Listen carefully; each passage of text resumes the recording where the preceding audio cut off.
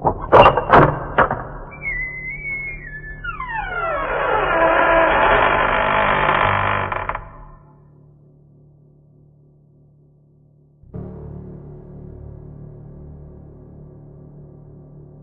Pedra Negra. Robert M. Howard. Dizem que seres nefastos de outrora ainda espreitam em lúridos cantos olvidados do mundo, e portões ainda se abrem para soltar, em certas noites, formas encarceradas no inferno. Justin Geoffrey.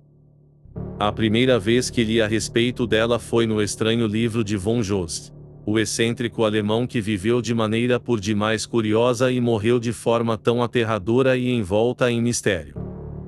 Fui afortunado em ter acesso aos seus cultos inomináveis na edição original, o chamado Livro Negro, publicado em Düsseldorf em 1839, pouco antes de um desfecho abrupto abater-se sobre o autor.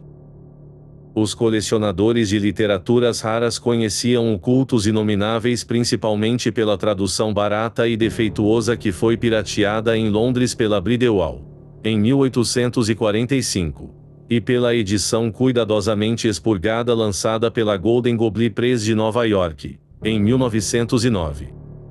Contudo, o volume com que me deparei era um dos exemplares alemães não expurgados, de pesadas capas de couro negro e fechos de ferro enferrujados. Não creio que no mundo inteiro atualmente exista mais do que meia dúzia desses volumes, pois a quantidade impressa não foi grande, e quando as circunstâncias do falecimento do autor tornarão-se conhecidas, muitos que possuíam o livro queimaram os exemplares em pânico. Von Jost passou a vida inteira 1795-1840 imerso em assuntos proibidos. Viajou por todo o mundo, foi admitido em inumeráveis sociedades secretas e leu, no original, incontáveis livros e manuscritos esotéricos pouco conhecidos. E nos capítulos do Livro Negro, que vão de uma perturbadora clareza nas explanações a uma ambiguidade obscura, há relatos e alusões de enregelar o sangue de um homem racional. Ao se ler o que von Jost ousou colocar no papel, surgem especulações inquietantes sobre o que ele não ousou contar. Por exemplo, que informações sinistras continham aquelas páginas escritas em uma caligrafia compacta e que formavam um manuscrito inédito em que ele trabalhou incessantemente durante meses até sua morte. Páginas que estavam rasgadas e espalhadas pelo chão do aposento chaveado e aferrolhado onde von Jost foi encontrado morto com marcas de garras na garganta? Jamais se saberá. Pois o amigo mais íntimo do autor, o francês Alexis Ladial, após passar uma noite inteira juntando os fragmentos e lendo o que estava escrito, queimou-os e cortou a própria garganta com uma navalha. Porém, o conteúdo do material publicado é suficiente para causar arrepios, mesmo que se aceite a opinião geral de que representa apenas os delírios de um louco. Lá, entre muitas coisas estranhas, encontrei a menção à Pedra Negra, aquele monolito curioso e sinistro que se ergue em meio às montanhas da Hungria e em torno do qual giram tantas lindas sombrias. Von Jost não lhe dedicou muito espaço. A maior parte da obra macabra trata de cultos e objetos de adoração profana que ele afirmava existirem em sua época. E aparentemente a Pedra Negra representa alguma ordem ou ser perdido e esquecido há séculos. No entanto, o autor falava sobre a pedra como uma das chaves, uma expressão usada muitas vezes por ele, em diversas referências, e que constituía uma das obscuridades da obra. E havia uma rápida alusão às curiosas visões que podiam ser presenciadas nas proximidades do monolito na noite do solstício de verão. O autor mencionava a teoria de Otto Dostmann de que esse monolito era um vestígio da invasão huna e que havia sido erigido para celebrar a vitória de Átila sobre os godos.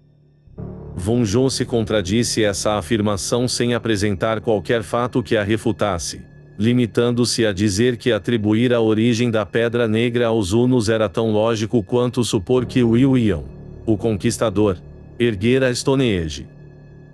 Essa sugestão de extrema antiguidade despertou consideravelmente meu interesse e, após algumas dificuldades, tive sucesso na localização de um exemplar carcomido e embolorado de vestígios de Impérios Perdidos, de Dostimão Berlim, 1809, editora Der Drachenhaus.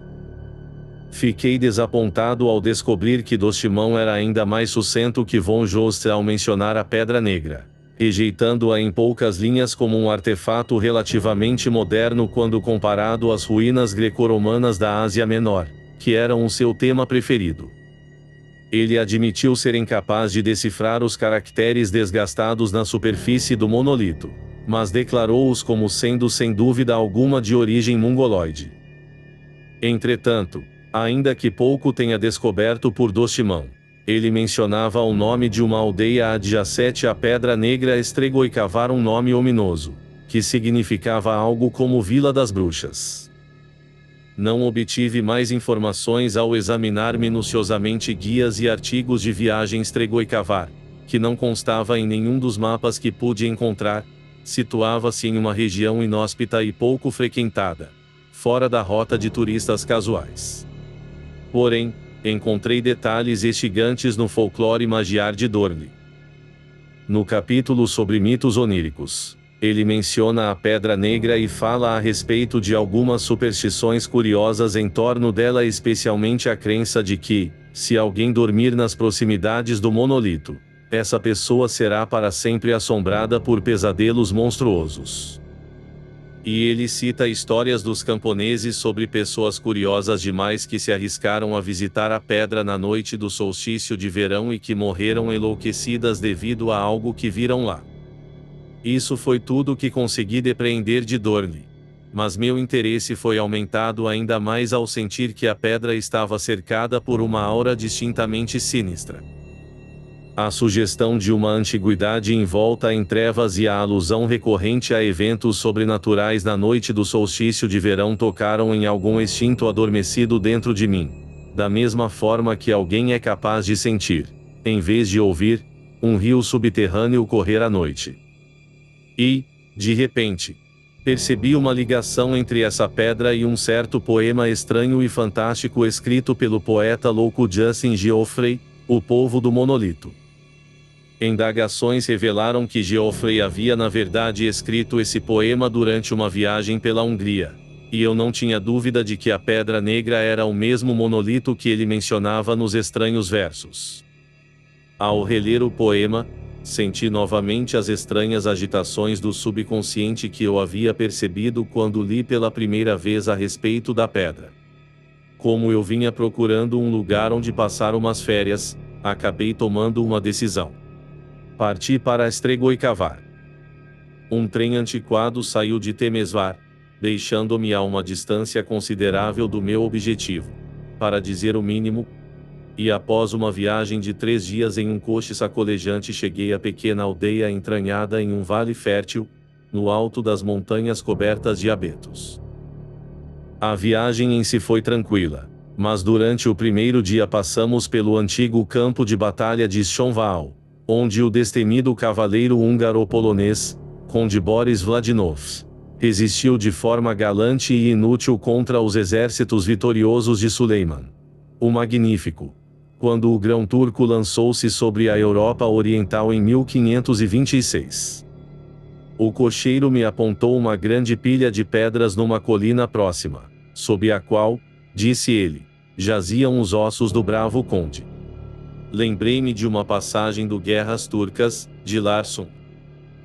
Após a escaramuça em que o conde e seu pequeno exército haviam repelido a vanguarda turca, o conde encontrava-se ao pé das muralhas parcialmente arruinadas do vetusto castelo na colina, organizando a distribuição de suas tropas, quando um ajudante de ordens lhe trouxe um pequeno estojo laqueado, que havia sido recolhido junto ao corpo do famoso escriba e historiador turco Selim Bahadur, que tombara em combate. O conde tirou um pergaminho de dentro do estojo e começou a lê-lo. Porém, mal começara a fazê-lo quando ficou muito pálido e, sem dizer uma palavra, recolocou o pergaminho no estojo e o guardou em seu manto. Naquele exato momento, uma bateria turca oculta abriu fogo de súbito, e os húngaros ficaram horrorizados ao verem as muralhas desmoronarem com o impacto das balas, soterrando por completo o bravo conde. Sem um líder, o galante exército foi feito em pedaços, e nos anos que se seguiram, arrasados pela guerra, os ossos dos nobres jamais foram recuperados. Hoje os nativos apontam para uma pilha de destroços próxima a Schonval, sob a qual, dizem, ainda descansa tudo o que, após séculos, restou do conde Boris Vladinov. A aldeia de Stregoicavar pareceu-me ser um lugar agradável e sossegado que aparentemente contradizia sua alcunha sinistra, um canto esquecido que o progresso deixou para trás. As casas singulares e os trajes e modos ainda mais peculiares dos habitantes remetiam a um século passado. As pessoas eram amigáveis, um pouco curiosas, mas não dadas a fazer perguntas, ainda que visitantes de fora fossem extremamente raros. 10 anos atrás, outro americano veio aqui e ficou alguns dias na aldeia, disse o dono da taverna onde fiquei hospedado, um rapaz de modos estranhos, que resmungava consigo mesmo. Acho que era um poeta. Eu sabia que ele devia estar falando de Justin Geoffrey. Sim, ele era poeta, respondi, e compôs um poema sobre uma paisagem próxima a esta mesma aldeia. É mesmo? Meu anfitrião ficou interessado. Então, já que todos os poetas são estranhos no modo de falar e no que fazem, ele deve ter alcançado uma grande fama, pois as coisas que fazia e as suas conversas eram as mais estranhas que já vi de um homem. Como é de costume com os artistas, respondi, a maior parte do reconhecimento só veio após a morte. Ele está morto, então? Morreu gritando em um hospício há 5 anos. Que pena, suspirou de forma solidária meu anfitrião. Pobre rapaz, olhou por tempo demais para a Pedra Negra. Meu coração deu um pulo, mas disfarcei meu intenso interesse ao fazer a pergunta casualmente. Ouvi algo a respeito dessa Pedra Negra. Fica em algum lugar perto da aldeia, não?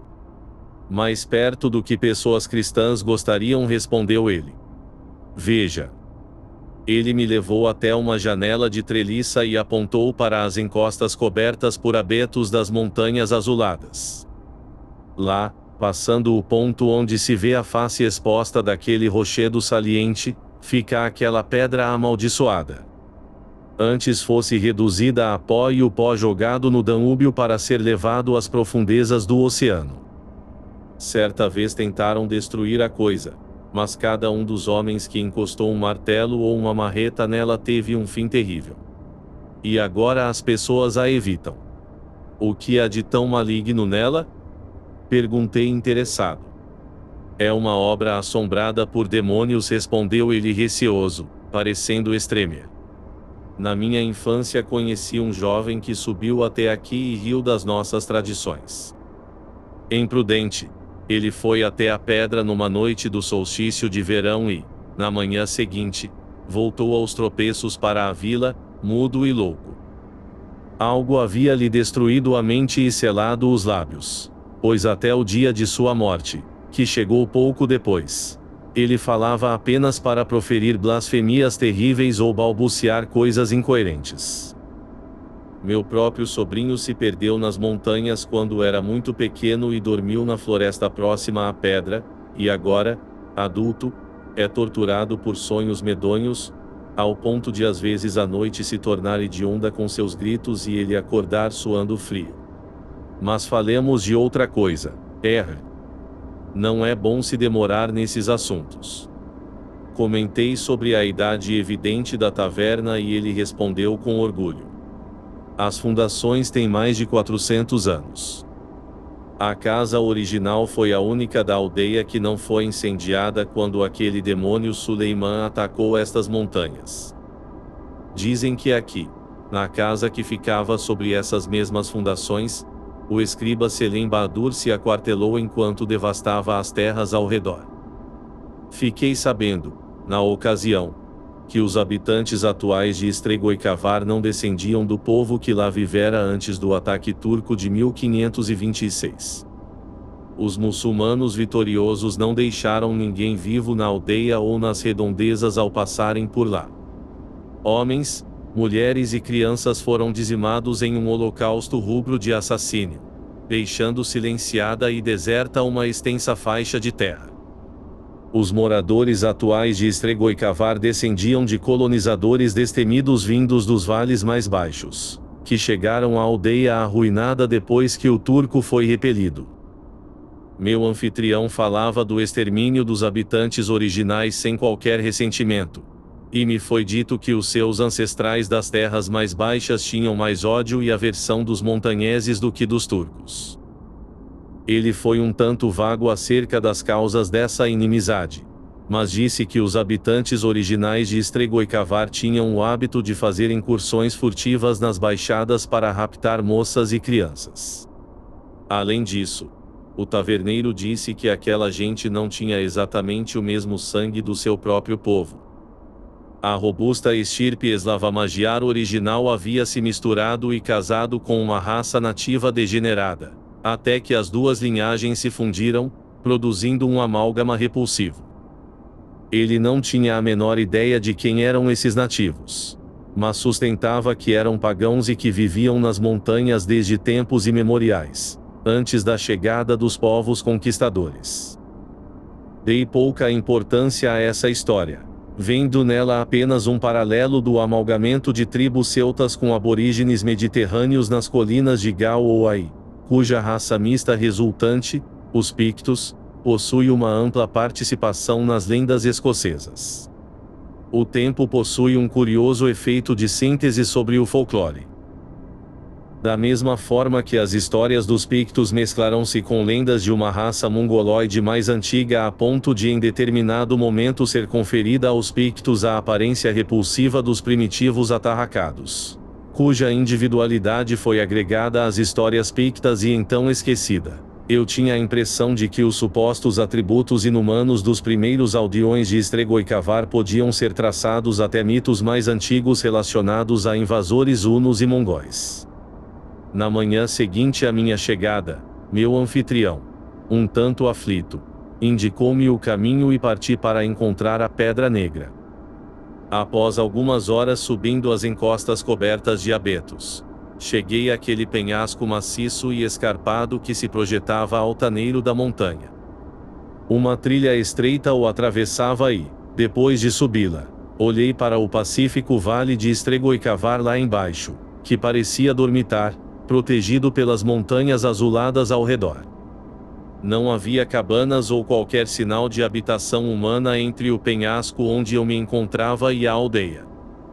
Vi algumas fazendas espalhadas pelo vale, mas todas ficavam do outro lado de Estregoicavar, que parecia retrair-se diante das infaustas encostas que ocultavam a Pedra Negra. O cume do penhasco se mostrou uma espécie de planalto de mata cerrada. Segui em meio à vegetação por alguns metros e cheguei a uma ampla clareira, em cujo centro erguia-se uma forma lúgubre de pedra negra. Era octogonal, com uns 5 metros de altura e cerca de meio metro de espessura.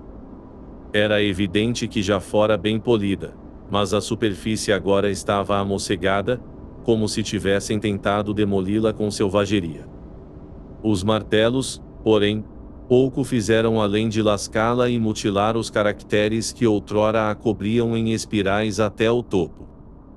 Esses caracteres estavam quase que apagados por completo da base até uma altura de 3 metros, fazendo com que fosse muito difícil ver para que lado iam. Estavam mais nítidos no alto e, com esforço, consegui subir um pouco na pedra e examiná-los de perto. Todos os caracteres estavam um pouco desgastados, mas eu tinha certeza de que não simbolizavam qualquer língua atualmente lembrada na face da Terra. Estou familiarizado com todos os hieróglifos conhecidos por pesquisadores e filólogos e posso afirmar que aqueles caracteres não se pareciam com nada que eu já tivesse lido ou ouvido a respeito. Por tudo que já vi, O que mais se aproximava deles eram alguns riscos primitivos em uma rocha gigantesca e estranhamente simétrica em um vale perdido de Yucatán. Lembro que, quando mostrei essas marcas ao arqueólogo que me acompanhava, ele afirmou que eram o resultado de intempéries ou os rabiscos displicentes de algum índio. A minha teoria de que a rocha na verdade era a base de uma coluna que há muito desaparecera apenas o levou ao riso e fez com que chamasse minha atenção para as dimensões do objeto que, se construído de acordo com quaisquer regras naturais de simetria arquitetônica, sugeria uma coluna de mais de 300 metros de altura. Mas não fiquei convencido. Não vou dizer que os caracteres da Pedra Negra eram similares aos daquela rocha colossal em Yucatán, mas uma sugeria a outra. Quanto à substância do monolito, novamente me encontrei pasmado. A pedra de que era composto era de um preto baço cuja superfície, nos pontos em que não estava amossegada e áspera, criava uma curiosa ilusão de semitransparência. Passei a maior parte da manhã lá e fui embora perplexo. Eu não conseguia ver alguma relação da pedra com qualquer outro artefato do mundo. Era como se o monolito tivesse sido erguido por mãos alienígenas, em uma era distante e estranha à compreensão humana. Retornei à aldeia com meu interesse nem um pouco mitigado. Agora que eu já havia visto o curioso objeto, era ainda maior o meu desejo de investigar o assunto a fundo e procurar descobrir por quais mãos estranhas e por qual estranho propósito a Pedra Negra fora erigida num passado longínquo. Procurei o sobrinho do taverneiro e lhe perguntei sobre os sonhos, mas ele foi vago, ainda que disposto a ajudar. Ele não se importava de discuti-los, mas era incapaz de descrevê-los com clareza. Embora tivesse os mesmos sonhos repetidamente e fossem terrivelmente nítidos na ocasião, eles não deixavam uma impressão distinta em sua mente desperta. O homem lembrava-se deles apenas como pesadelos caóticos, onde imensas fogueiras lançavam labaredas lúridas e um tambor negro retombava incessantemente. Lembrava com nitidez somente de uma coisa: havia visto a Pedra Negra em um sonho, não na encosta de uma montanha, mas como um coruchel num colossal castelo negro. O resto dos aldeões não estava inclinado a falar sobre a pedra, exceto pelo mestre-escola, um homem de educação surpreendente, que passava muito mais do seu tempo fora da aldeia do que os outros. Ele ficou muito interessado com o que lhe contei das observações de von Josse acerca da pedra e concordava calorosamente com o autor alemão no tocante à idade do monolito. O mestre-escola acreditava que certa vez existira um conventículo na região e que possivelmente todos os habitantes originais eram membros daquele culto de fertilidade que outrora ameaçou abalar a civilização europeia e que deu origem às histórias de bruxaria. Citou o próprio nome da aldeia para provar esse argumento. Originalmente ela não se chamava Estregoicavar, disse ele. De acordo com as lendas, as pessoas que a ergueram a chamavam de Chututã, que era o nome nativo do local em que a aldeia havia sido construída séculos atrás. Tal fato causou-me mais uma vez um indescritível sentimento de inquietação. O nome bárbaro não sugeria uma ligação com qualquer raça cítica, eslava ou mongol a qual um povo nativo dessas montanhas teria pertencido em circunstâncias naturais. Era evidente, disse o mestre-escola, que os magiares e os eslavos dos vales mais baixos acreditavam que os habitantes originais da aldeia eram membros do culto de bruxaria pelo nome que deram ao local, nome esse que continuou a ser usado mesmo após os colonizadores mais antigos terem sido massacrados pelos turcos e a aldeia ter sido reconstruída por uma estirpe mais pura e sã. Ele não acreditava que os membros do culto tivessem erigido o monolito, mas acreditava que o usavam como centro de suas atividades e, repetindo lendas obscuras passadas de geração em geração desde antes da invasão turca, o homem aventou a teoria de que os aldeões degenerados usavam a pedra como uma espécie de altar sobre o qual ofereciam sacrifícios humanos, tendo como vítimas as moças e os bebês raptados de seus próprios ancestrais nos vales mais baixos.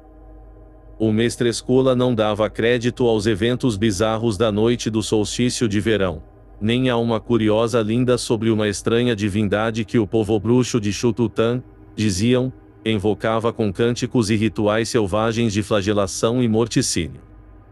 Ele disse jamais tinha ido até a pedra em uma noite do solstício de verão, mas não teria receio de fazê-lo.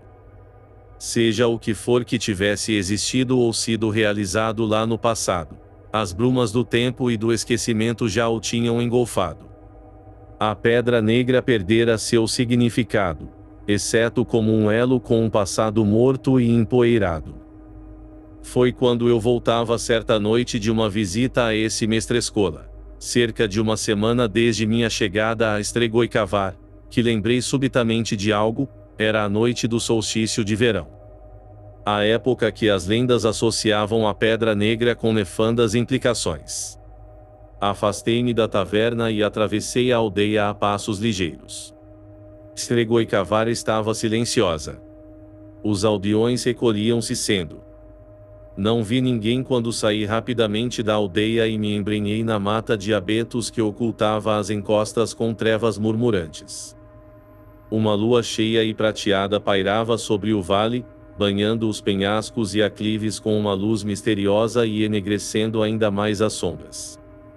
Não soprava vento algum por entre as árvores, mas era possível ouvir um farfalhar intangível e enigmático. Por certo que em noites como esta, segundo minha imaginação fértil, em séculos passados bruxas nuas montadas em vassouras mágicas voaram por sobre o vale, perseguidas por zombeteiros familiares demoníacos. Cheguei aos penhascos e fui tomado por uma certa inquietude ao perceber que o luar ilusivo lhes conferia um aspecto sutil que eu não notara anteriormente. Naquela luz eles se pareciam menos com formações naturais e mais com ruínas de ameias ciclópicas construídas por titãs, projetando-se da encosta da montanha. Deixando essa alucinação de lado com dificuldade, alcancei a área plana e hesitei por um momento antes de adentrar a escuridão ameaçadora da mata. Uma certa tensão angustiante vinha das sombras, como um monstro invisível que prendia a respiração para não espantar a presa. Ignorei a sensação natural, levando em consideração a estranheza do lugar e a sua reputação maligna, e abri caminho pela mata, com uma desagradável impressão de estar sendo seguido, e detive-me uma vez, certo de que algo viscoso roçara meu rosto em meio às trevas. Emergi na clareira e vi o alto monolito erguendo-se sobranceiro em meio à relva. Perto da linha das árvores, para os lados dos penhascos, havia uma pedra que formava uma espécie de assento natural.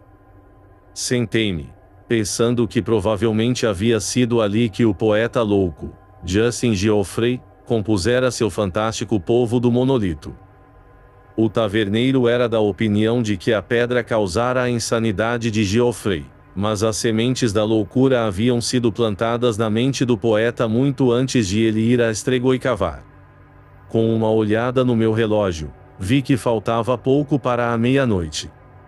Recostei-me, à espera de qualquer demonstração fantasmagórica que pudesse se manifestar. Um vento fraco começou a soprar por entre os galhos dos abetos, com uma sugestão sobrenatural de flautas ocultas que tocavam uma melodia sinistra e maléfica.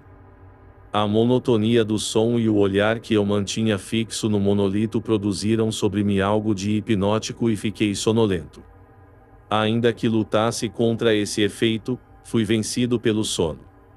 O monolito parecia oscilar e dançar, estranhamente distorcido diante de mim, e então adormeci. Abri os olhos e tentei me levantar, mas não consegui me mexer, impotente como se preso por uma mão gélida. Um horror glacial tomou conta de mim. A clareira não estava mais deserta. Havia ali uma multidão estranha e silenciosa, e notei, de olhos arregalados, detalhes bárbaros nos trajes que usavam e que meu juízo compreendia como arcaicos e esquecidos até mesmo para aquela terra atrasada. Por certo, pensei, eram aldeões que haviam se reunido ali para algum conclave fantástico. Porém, Bastou uma segunda olhada para saber que aquelas pessoas não eram a gente de Estregoicavar. Eram uma raça mais atarracada, de fronte mais baixa e rostos mais largos e impassivos.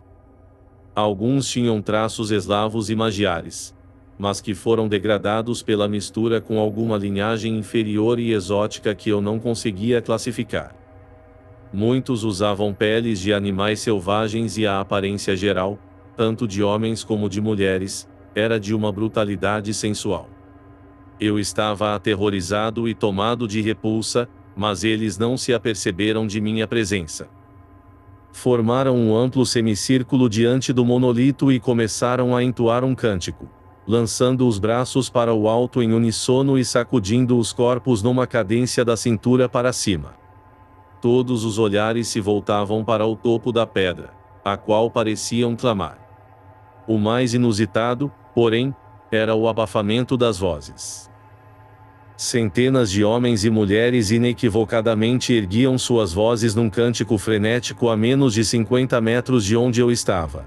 Mas ainda assim eu os ouvia como um murmúrio indistinto, como que separados por vastas extensões de espaço ou de tempo.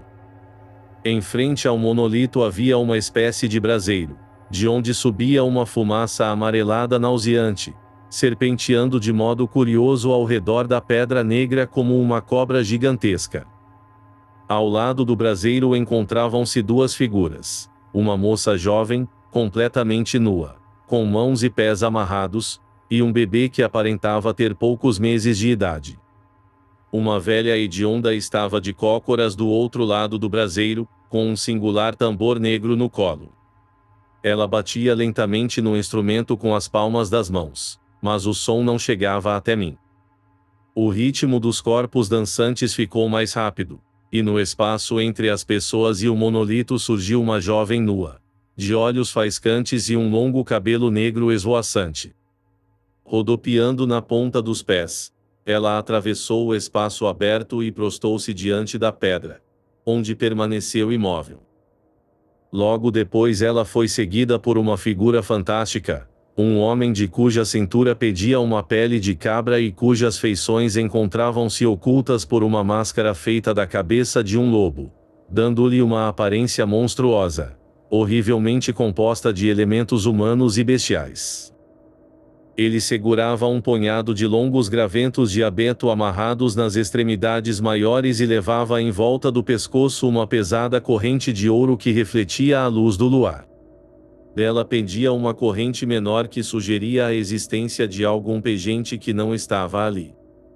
As pessoas balançavam os braços com violência e pareceram redobrar a intensidade dos gritos quando essa criatura grotesca atravessou o espaço aberto com saltos e cambalhotas.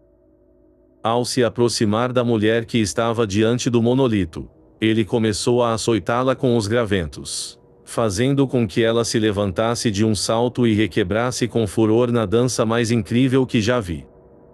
E o fustigador juntou-se a ela na dança, mantendo o ritmo furioso, acompanhando cada rodopio e pulo da mulher, enquanto lhe desferia golpes incessantes no corpo nu.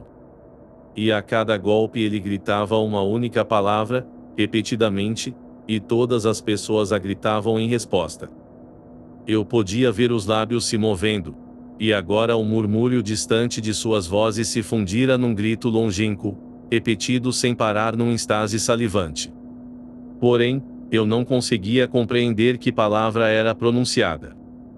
Os dançarinos eufóricos continuavam a rodopiar, enquanto os espectadores, ainda em seus lugares, acompanhavam o ritmo da dança balançando os corpos e sacudindo os braços. A loucura ficou mais evidente nos olhos da cultista saltitante e era refletida nos olhos dos observadores. O frenesi rodopiante daquela dança insana foi ficando cada vez mais fantástico e extravagante, tornou-se algo bestial e obsceno, enquanto a velha uivava e batia o tambor como uma desvairada e os graventos estalavam em uma melodia infernal. O sangue escorria pelos membros da dançarina, mas ela parecia não sentir o açoitamento, salvo como estímulo para movimentos ainda mais revoltantes. Saltando para o meio da fumaça amarela, que agora estendia tênues tentáculos para envolvê-los, ela pareceu se fundir com aquela névoa pestilenta, que a encobriu. Então, ao reaparecer, seguida de perto por aquele ser animalesco que a golpeava, ela entrou numa convulsão indescritível de movimentos rápidos e tresloucados e, no auge daquela manifestação, tombou de súbito, tremendo e ofegando como que completamente exaurida pela exaltação. Os golpes continuaram com a mesma violência e intensidade enquanto a dançarina se arrastava de bruços na direção do monolito. O sacerdote, assim o chamarei, acompanhou, fustigando o corpo desprotegido com toda a força que tinha no braço enquanto a mulher se retorcia, deixando um rastro de sangue na terra batida. Ela alcançou o monolito e, ofegando, jogou os braços em volta da pedra fria e a cobriu de beijos ardentes, numa adoração profana e delirante. O sacerdote fantástico saltou a grande altura, jogando longe os graventos sujos de sangue, e os adoradores, aos uivos e espumando pelas bocas, atracarão-se com dentes e unhas, rasgando roupas e carne com uma paixão cega e bestial. O sacerdote agarrou o bebê com um longo braço e, gritando mais uma vez aquele nome, girou a criança chorosa no ar e esmagou-lhe a cabeça contra o monolito, deixando uma mancha medonha na superfície negra. Vi horrorizado o homem despedaçar o corpo diminuto com as próprias mãos animalescas e lançar mais sangue na pedra, jogando em seguida a forma rubra e destroçada no braseiro, extinguindo o fogo e a fumaça com uma chuva escarlate, enquanto os brutos enlouquecidos uivavam sem parar o nome. Então, de repente, todos caíram prostrados, contorcendo-se como cobras, enquanto o sacerdote sacudia triunfante as mãos ensanguentadas. Abri a boca para gritar meu horror e aversão, mas só consegui emitir um ruído 5. Um ser monstruoso e imenso, semelhante a um sapo, estava agachado no topo do monolito. Vi a repulsiva silhueta entumecida contra a luz do luar e, no que parecia ser a face de uma criatura natural, olhos piscantes que refletiam toda a lascívia, a voracidade abismal, a crueldade obscena e a maleficência abominável que espreitavam os filhos dos homens desde que seus ancestrais se deslocavam, cegos e glabros, pelas copas das árvores. Naqueles olhos odiosos estavam espelhados todos os seres profanos e segredos abjetos que repousavam em cidades no fundo do mar e que se refugiam da luz do dia nas trevas de cavernas primordiais. Assim, aquele ser abissal, que o ritual de crueldade, sadismo e sangue invocara do silêncio das colinas, piscou e olhou de soslaio para os adoradores bestiais, que rastejavam em horrenda degradação na sua presença. Nesse momento, o sacerdote mascarado levantou a garota amarrada que se contorcia debilmente e, erguendo-a em seus braços, ofereceu-a aquele horror no monolito. E quando aquela monstruosidade respirou fundo, ávida e salivante, algo cedeu em minha mente e, misericordiosamente, desmaiei. Ao abrir os olhos, deparei-me com um amanhecer claro e sereno. Relembrei todos os eventos da noite e levantei de um pulo, olhando espantado ao redor. O monolito erguia-se ameaçador e silencioso em meio à relva que, verde e intocada, balançava na brisa matutina. Atravessei a clareira com alguns passos rápidos. Aqui os dançarinos saltaram e pisotearam tanto o solo que este deveria estar desprovido de vegetação, e ali a cultista arrastou-se dolorosamente até a pedra, deixando um rastro de sangue na terra. Mas não havia sequer uma gota escarlate na grama incólume. Estremeci ao olhar para a lateral do monolito contra a qual o sacerdote bestial esmagara a cabeça do bebê raptado, mas não havia sinal de mancha escura ou coágulo hediondo. Um sonho. Havia sido um pesadelo extraordinário, ou então, encolhi os ombros. Que clareza nítida para um sonho. Voltei discretamente para a aldeia e entrei na taverna sem ser visto. E lá fiquei sentado ponderando sobre os estranhos eventos da noite anterior. eu ficava cada vez mais propenso a descartar a teoria do sonho. Era evidente que aquilo que eu havia visto fora uma ilusão e sem substância material. Porém, eu acreditava que tinha vislumbrado a sombra refletida de um ato de fato perpetrado em eras passadas. Mas como eu poderia saber? Que provas para mostrar que minha visão fora a convergência de espectros repugnantes e não um pesadelo oriundo de minha mente? E, como em resposta, lembrei-me de um nome, Selim Bahadur. De acordo com as lendas, este homem, que fora soldado assim como escriba, comandou aquela parte do exército de Suleiman que devastou Estregoi-Cavar. Parecia bastante lógico. E, assim sendo, ele partira direto do interior devastado para o campo sangrento de Shonvaal e o seu fim. Levantei-me com um grito. Será que aquele manuscrito que fora retirado do corpo do turco e que fez o conde Boris estremecer não poderia conter uma narrativa do que os conquistadores turcos encontraram em Estregoi-Cavar? O que mais poderia ter abalado os nervos de aço do aventureiro polonês? E como os ossos do conde jamais foram recuperados, não seria de se esperar que o estojo laqueado, de conteúdo misterioso, ainda estivesse sob as ruínas que cobriam Boris Vladimov. Comecei rapidamente a fazer as malas. 3 dias depois eu já estava alojado em uma pequena aldeia a poucos quilômetros do antigo campo de batalha e, quando a lua surgiu, comecei a revirar a grande pilha de destroços que encimava a colina.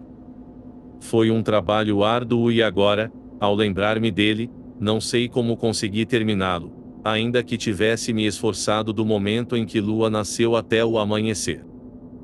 Removi as últimas pedras quando o sol estava começando a despontar no horizonte e vislumbrei os restos mortais do conde Boris Vladimov, uns poucos fragmentos de ossos esfarelados e, entre eles, deformado pelo peso dos escombros, encontrava-se um estojo cuja superfície laqueada o protegera da deterioração com o passar dos séculos.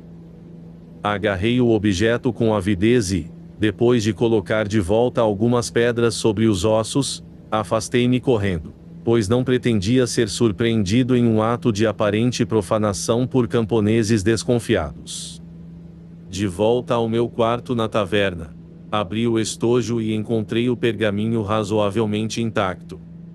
E havia outra coisa no estojo, um pequeno objeto volumoso envolto em seda. Estava ansioso para sondar os segredos daquelas páginas amareladas, mas fui vencido pelo cansaço. Eu mal havia dormido desde que partira de Estregoi-Cavar e isso, somado aos enormes labores da noite anterior, acabaram por me desgastar. Fui forçado a me deitar e dormi até o sol se pôr. Jantei às pressas e depois, à luz de uma vela tremeluzente, sentei-me para ler os elegantes caracteres turcos que preenchiam o pergaminho. Foi uma tarefa difícil, pois não sou muito versado na língua e o estilo arcaico do texto era desconcertante. Contudo, à medida que o estudava, aqui e ali uma palavra ou uma expressão tornavam-se mais claras, fazendo com que um horror crescente me engolfasse. Dediquei-me com afinco à leitura e, conforme a história ficava mais nítida e assumia uma forma mais tangível, senti o sangue gelar nas veias, meus cabelos se eriçarem e a boca ficar seca. Todos os fenômenos externos partilhavam da terrível insanidade daquele manuscrito infernal. Os sons noturnos de insetos e criaturas das matas assumiram a forma de murmúrios fantasmagóricos e de passadas sorrateiras de horrores abomináveis. E o sussurro do vento transformou-se numa obscena exultação maligna sobre as almas dos homens. Quando por fim a manhã cinzenta atravessou a janela, larguei o manuscrito e desembrulhei o artefato do pedaço de seda. Ao observá-lo com olhos cansados, eu soube que a verdade acerca da questão estava assegurada, ainda que tivesse sido possível duvidar da veracidade daquele terrível manuscrito. Guardei novamente os 2 objetos no estojo e não descansei. Tampouco dormi ou comi, até que aquele estojo fosse amarrado a pedras para lhe fazer peso e fosse jogado nas correntezas profundas do Danúbio que, queira Deus, arrastou-o de volta ao inferno de onde viera. O que se passou na noite do solstício de verão nas colinas acima de Estregoicavar não foi um sonho. Bem o fez Justin Geoffrey ao se deter lá apenas durante o dia e ir embora, pois se tivesse contemplado aquele conclave medonho, sua razão insana teria se perdido muito antes. Não sei como mantive a lucidez. Não fora um sonho. Vi um nefasto aglomerado de cultistas mortos há muito tempo, saídos do inferno para render homenagens como antigamente. Fantasmas que se curvavam diante de um fantasma. Pois o inferno há muito havia reclamado aquele deus hediondo. Por muito tempo ele habitou as colinas, um vestígio enlouquecedor de uma era obsoleta, mas suas garras obscenas não mais se fechavam sobre as almas dos vivos, rei de um reino morto, povoado apenas pelos espectros daqueles que o serviram em vida. Não sei por meio de que alquimia nefária ou feitiçaria ímpia os portões do inferno são abertos naquela noite sinistra, mas testemunhei o fato com meus próprios olhos. E sei que não vi nenhuma criatura viva naquela noite, pois o manuscrito escrito na caligrafia cuidadosa de Selim Bahadur narrava detalhadamente o que ele e seus saqueadores encontraram no vale de Estregoicavar. E li, em minúcias, as obscenidades blasfemas arrancadas pela tortura dos lábios de adoradores estridentes. E li também a respeito da sombria caverna perdida no alto das colinas onde os turcos aterrorizados encurralaram uma criatura monstruosa e entumecida, como um sapo na aparência, e a mataram com fogo e aço ancião abençoado séculos antes por Maomé e com encantamentos que já eram antigos quando a Arábia era jovem. E mesmo a mão firme de Selim tremeu ao registrar os cataclísmicos uivos moribundos da monstruosidade, que não morreu sozinha. Pois uma dezena de homens morreu com ela, de maneiras que Selim não queria ou não podia descrever. E aquele volumoso ídolo de ouro enrolado em seda era uma imagem da própria criatura, arrancado por Selim da corrente dourada que adornava o pescoço do sumo sacerdote mascarado assassinado. Bem fizeram os turcos ao varrer aquele vale amaldiçoado a ferro e fogo purificador. Os eventos presenciados por aquelas montanhas pertencem às trevas e aos abismos de éons perdidos. Não é o medo do Serbatraque o que me faz estremecer à noite. A criatura está agrilhoada no inferno com sua horda nauseabunda, de onde é solta somente por uma hora durante a noite mais sinistra do ano, como testemunhei. E não resta nenhum dos seus adoradores. O que me faz suar frio é saber que tais criaturas outrora pairaram sobre as almas dos homens. E temo tornar a ler as páginas da abominação de Von Jos. Pois agora compreendo a repetição da expressão sobre chaves. Sim. Chaves para portas exteriores, elos com um passado horroroso e, quem sabe, de esferas horrendas do presente. E compreendo por que os penhascos se parecem com ameias ao luar e por que o assombrado sobrinho do taverneiro viu em sonhos a pedra negra como um coruchel de um castelo negro ciclópico. Se algum dia vierem a escavar aquelas montanhas, poderão encontrar coisas incríveis debaixo da proteção daquelas encostas. Pois a caverna em que os turcos encurralaram a criatura não era na realidade uma caverna. E estremeço ao contemplar o gigantesco abismo de éons que deve se estender entre esta era e a época em que a terra tremeu e ergueu, como uma onda, aquelas montanhas azuladas que, a pique, encobriram coisas impensáveis. Que ninguém jamais tente desenterrar aquele coruchel maldito que os homens chamam de pedra negra. Uma chave. Sim, é uma chave, símbolo de um horror esquecido. Aquele horror voltou ao limbo de onde saiu rastejando, de forma vil, no amanhecer negro do mundo. Mas e quanto às outras possibilidades infernais sugeridas por Von Jos e quanto à mão monstruosa que lhe ceifou a vida? Desde que li o que Selim Bahadur escreveu, não posso duvidar de mais nada presente no livro negro. O homem nem sempre foi senhor da terra e o é, hoje. E volta e meia imagino. Se tal entidade monstruosa como o mestre do monolito foi capaz de sobreviver de algum modo à sua época indizivelmente distante por tanto tempo, que formas inomináveis podem estar à espreita ainda agora nos confins sombrios do mundo?